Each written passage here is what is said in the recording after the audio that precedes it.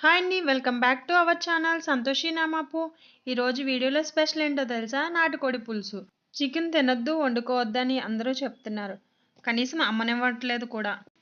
అందుకే నాటుకోడిని తీసుకున్నాం. నాటుకోడి పులుసుని ఎలా ప్రిపేర్ చేయాలో చూసేద్దాం రండి. ముందుగా నాటుకోడిని కట్ చేసుకుని పసుపు, ఉప్పు వేసుకుని కలుపుకొని పక్కన పెట్టేసుకోవాలి. స్టవ్ మీద ప్యాన్ పెట్టుకుని 4 స్పూన్లు ఆయిల్ వేసుకోవాలి. లవంగాలు, యాలకులు, దాల్చిన చెక్క, జీలకర్ర వేసుకుని 2 బిర్యానీ ఆకు, 4 పచ్చిమిర్చి వేసుకుని లైట్గా ఫ్రై అయిన తర్వాత మసాలా ముద్దను వేసుకోవాలి.